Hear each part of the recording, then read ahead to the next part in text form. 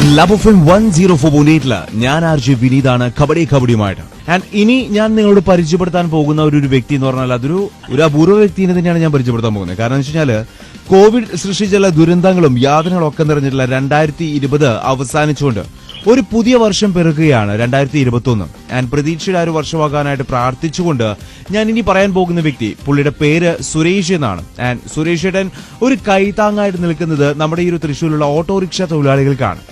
എന്ത് ചെയ്തെന്നറിയാവോ? സുരേഷ് ഏട്ടൻ 500 രൂപ വച്ച് ഡീസൽ അടിച്ചു കൊടുക്കുകയാണ് ഓട്ടോറിക്ഷക്കാർക്ക്. അത് എത്ര പേർക്ക്? 500 പേർക്ക് സൗജന്യമായി തന്നെ, വേറെ ഒന്നും തന്നെ ആഗ്രഹിക്കാതെ നടത്തിയിട്ടുള്ള ആ ഒരു മനുഷ്യനാണ് ഇന്ന് നമ്മളോടൊപ്പം ഉള്ളത്. ഹലോ സുരേഷ് ഏട്ടാ. ശരി, പറയൂ സാറേ. സാറേ വേണ്ട, വിനീതേ മതി. സുരേഷ് ഏട്ടാ, ഇത് എവിടെയാണ് സ്വദേശം? എന്റെ വീട് പാർലിക്കാടാണ്. ഓക്കെ, ശരിക്കും അക്ഷരാർത്ഥത്തിൽ നമ്മളെ ഞെട്ടിച്ചു കളഞ്ഞു സുരേഷ് ഏട്ടാ. 500 ഓട്ടോ തൊഴിലാളികൾക്ക് 500 രൂപ വെച്ച് ഡീസൽ അടിക്കാനായിട്ട് കൊടുക്കാന്ന് പറയുന്നത്. ഏകദേശം ഒരു 500 രൂപയ്ക്ക് ഡീസൽ അടിച്ചാൽ അവർക്കൊരു 5000 രൂപയ്ക്കൊക്കെ ഏകദേശം ഓടാൻ പറ്റും അല്ലേ? ശരി, ഓടാൻ പറ്റും. ഓക്കെ, എങ്ങനെയാണ് ഇങ്ങനെ ഇവർക്ക് നൽകാനായിട്ടുള്ള ഒരു കാരണം? ഞാന് വണ്ടി ഓടിക്കണം. ഞാനൊരു കുറച്ച് കൊല്ലങ്ങൾക്ക് മുന്നേ ഓട്ടം ടാക്സി ഡ്രൈവറായിരുന്നു. അപ്പൊ അന്ന് ഞാന് മടക്കം വരുമ്പോ കിട്ടുന്ന കാശിന്ന് കുറേശ്ശെ കാശ് എടുത്തിട്ട് പോസ്റ്റ് ഓഫീസിൽ ഒരു കുറി വെച്ചിട്ടുണ്ടായിരുന്നു. 20 കൊല്ലത്തിന് മുന്നേ തുടങ്ങിയതാണ്. ഇപ്പോഴാണ് ആ കാശ് കിട്ടിയത്. അപ്പൊ വൈഫ് പറഞ്ഞു, ഇതൊരു നമ്മളെത്രയോ കഷ്ടപ്പെട്ടിട്ട് ബുദ്ധിമുട്ടിട്ട് ഉണ്ടാക്കിയതാണ്.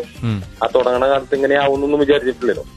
ഒരു നല്ല കാര്യത്തിന് വിനിയോഗിക്കണം എന്ന് പറഞ്ഞപ്പോ അങ്ങനെ നോക്കിയപ്പോഴാണ് ഈ ഓട്ടോക്കാർക്ക് കൊടുക്കാന്നുള്ള ഒരു ഐഡിയ മനസ്സിലാവുന്നതും. അത് വളരെ ഓട്ടോക്കാര് ഇതിന്റെ അടുത്ത് വളരെയധികം, അതിന്റെ ഡ്രൈവർമാര് വളരെയധികം അത് അവരുടെ ഒരു കാര്യമായിട്ട് ഏറ്റെടുത്തുകൊണ്ട് ഒരു സ്ഥലത്തും കുറെ പമ്പുകളിലായിട്ട് അത് ചെയ്തു. അത് കാരണം തിരക്ക് ഒഴിവാക്കാൻ വേണ്ടിട്ടേ ഒരു സ്ഥലത്തും ഒരു തരത്തിലുള്ള പ്രശ്നമില്ലാണ്ട് വളരെ ക്ലിയർ ആയിട്ട് അത് നല്ല രീതിയിൽ നടന്നു. എനിക്ക് വളരെയധികം സന്തോഷമുണ്ട്. അത് ഈ അവസരത്തില് അവരുടെ അടുത്ത് പങ്കുവയ്ക്കുകയും ചെയ്യാണ്. സത്യം. എന്തായാലും ഒത്തിരി സന്തോഷം ഇത് കേൾക്കുമ്പോൾ പോലും. കാരണം നിത്യവേതനക്കാരാണ് ഈ പറയുന്ന ഓട്ടോറിക്ഷ ഓടിക്കുന്ന ആ ചേട്ടന്മാരെല്ലാവരും. അവർക്കെല്ലാവർക്കും 500 രൂപയ്ക്ക് ഡീസൽ അടിച്ചു കൊടുക്കുന്നത് പറയുന്നത് തന്നെ വലിയൊരു കാര്യമാണ്. അതും 500 ആളുകൾക്കാണ് ഇത്തരത്തിൽ ചെയ്തിരിക്കുന്നത്. നമ്മളോട് ഇപ്പോൾ സുരേഷ് ഏട്ടനാണ്. ആൻഡ് സുരേഷിന്റെ ഫുൾ നെയിം ഇപ്പോൾ ഐശ്വര്യ സുരേഷ് എന്നായിട്ട് മാറിയിരിക്കുകയാണ്. എന്തായാലും ഇത് ഒരു ഐശ്വര്യമുള്ള ഒരു പേര് തന്നെയാണ് സാധാരണക്കാർക്ക്, പ്രത്യേകിച്ച് പറയുകയാണെങ്കിൽ. കാരണം കഴിഞ്ഞ ഈ ഒരു ന്യൂ ഇയർ ദിനത്തിൽ തന്നെ ഇദ്ദേഹം ചെയ്തത് 500 ഓട്ടോ തൊഴിലാളികൾക്ക് 500 രൂപ വെച്ച് കൊടുത്തു എന്നുള്ളതാണ്. തന്നെ ഒരു വലിയൊരു കാര്യമാണ്. ഇത് മാത്രമല്ല കേട്ടോ, ഈ ഒരു ചാരിറ്റി മേഖലയിൽ സുരേഷ് ഏട്ടൻ ചെയ്യുന്നത് പറയുന്നത് 30 വയോധികർക്ക് ഓരോ മാസവും 1000 രൂപ വീതം പെൻഷനായിട്ട് പോലും നൽകുന്നുണ്ട് അല്ലെ സുരേഷ് ഏട്ടാ?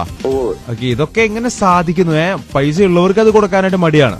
ആക്ച്വലി ഇതില്ലാത്തൊരു ഘട്ടത്തിൽ നിന്നുമാണ് സുരേഷ് ഏട്ടൻ വന്നത്. ആൻഡ് ഇപ്പോ അത് തന്നെ പോലെ തന്നെ മുന്നേ തന്റെ ആ ഒരു സ്ഥാനത്ത് നിന്നിരുന്ന ആളുകളെ ഇപ്പൊ പരമാവധി ഹെൽപ്പ് ചെയ്യാനുള്ള ഒരു മൈൻഡ് ഇത് എങ്ങനെ വന്നു?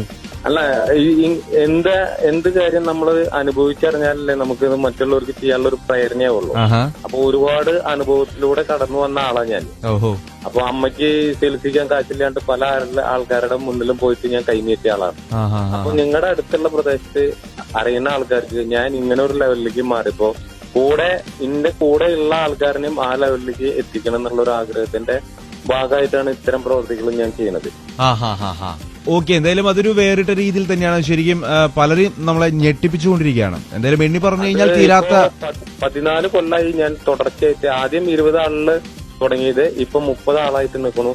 ഇപ്പൊ കോവിഡ് സമയമായ കാരണം ഇവർക്കൊക്കെ പോസ്റ്റ് ഓഫീസ് വഴിയാണ് എത്തിച്ചു കൊടുക്കുന്നത്. മറ്റേത് അവര് നമ്മുടെ ഓഫീസിൽ വന്ന് വാങ്ങായിരുന്നു കുറെ ആൾക്കാര്. ബാക്കിയുള്ളവർക്കൊക്കെ അവിടെ എത്തിച്ചു കൊടുക്കാറുണ്ട്. ഇപ്പൊ പോസ്റ്റ് ഓഫീസ് വഴിയാണ് നമ്മൾ അയച്ചു കൊടുക്കുന്നത്. സുരേഷിന്റെ പേരിന് മുമ്പിൽ ഒരു ഐശ്വര്യ വന്നിട്ടുണ്ട്. അതെങ്ങനെയാണ് ഈ ഐശ്വര്യം വന്നത്?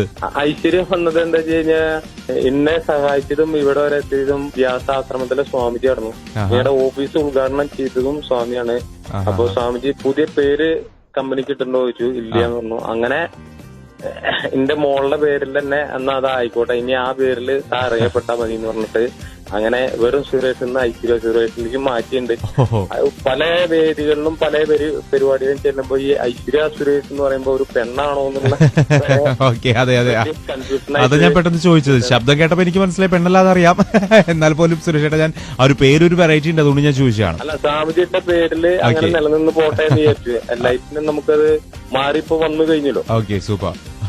എന്തായാലും പറയാനാണെങ്കിൽ ഒരുപാട് കാര്യങ്ങളുണ്ട്. കാരണം സുരേഷ് ഏട്ടൻ ചെയ്തുകൊണ്ടിരിക്കുന്നതും ചെയ്യാൻ പോകുന്നതുമായിട്ടുള്ള ഒരു കാര്യങ്ങൾ ബാക്കിയുള്ള ആ ഒരു ജനങ്ങൾക്ക് ഉതകുന്ന, അവർക്ക് നല്ല രീതിയിൽ ജീവിക്കാൻ ഉതകുന്ന ആ ഒരു കാര്യങ്ങളാണ്. ഇദ്ദേഹം ഒന്നുമില്ലാത്ത അവസ്ഥയിൽ നിന്നാണ് ഇന്ന് ഇത്രയധികം ആളുകളെ ഹെൽപ്പ് ചെയ്യാൻ പറ്റാവുന്ന ആ ഒരു പ്രാപ്തിയുള്ള ഒരു ആളായിട്ട് മാറിയത്. അതുകൊണ്ട് തന്നെ ഇദ്ദേഹത്തെ പറ്റി കേൾക്കാനായിട്ട് ഇൻട്രസ്റ്റിംഗ് ആയിട്ടുള്ള ഒരുപാട് കാര്യങ്ങളുണ്ട്. ഐശ്വര്യ സുരേഷ് എന്ന മുഴുവൻ നാമമുള്ള സുരേഷ് എന്നാണ് നമ്മളൊപ്പം ചേരുന്നത്. ഒരുപാട് ചാരിറ്റി പ്രവർത്തനങ്ങൾക്ക് മുൻപന്തിയിൽ നിന്നുകൊണ്ട് നടത്തിക്കൊണ്ടിരിക്കുന്ന ഒരു കക്ഷിയാണ് ഇദ്ദേഹം. 30 വയോധികർക്ക് പ്രതിമാസം 1000 രൂപ വെച്ച് പെൻഷൻ കൊടുത്തുകൊണ്ടിരിക്കുകയാണ്. അത് മാത്രമല്ല കേട്ടോ, സ്കൂളുകളിലുള്ള സർക്കാർ സ്കൂളിലെ മുഴുവൻ കുട്ടികൾക്കും സൗജന്യമായിട്ട് യൂണിഫോം, ഓണസമ്മാനങ്ങൾ, ഓണക്കിറ്റുകൾ, ഓണക്കോടി, ഇതൊക്കെ അവർ ചിലത് മാത്രമായിട്ടാണ് മാറുന്നത്. കോവിഡ് കാലത്ത് ഓട്ടോ തൊഴിലാളികൾക്ക് ഉൾപ്പെടെ 100 കണക്കിന് പേർക്കാണ് ഭക്ഷ്യക്കിറ്റ് കൊടുത്തത്. ജീവകാരുണ്യ പ്രവർത്തനങ്ങൾക്കും തമിഴ്നാട്ടിലെ സർവകലാശാല ഇദ്ദേഹത്തിന് ഡോക്ടറേറ്റ് നൽകി ആദരിക്കുക കൂടി ചെയ്തു. വെൽക്കം സുരേഷ് ഏട്ടാ കബഡിയിലേക്ക്, ക്ലബ് ഓഫ് 104.8ലേക്ക്. Thank you. ഓക്കെ സുരേഷ് ഏട്ടാ, ഇതൊക്കെ എങ്ങനെ സാധിക്കുന്നു? ഇത് സാധാരണഗതിയിലുള്ള ഒരാൾക്ക് ചെയ്തു തീർക്കാനായിട്ട് ഒരുപാട് ജോലി, അദ്ദേഹത്തിന് സാലറി കിട്ടുന്ന ജോലിയിൽ നിന്ന് തന്നെ ഉണ്ടായിരിക്കാം.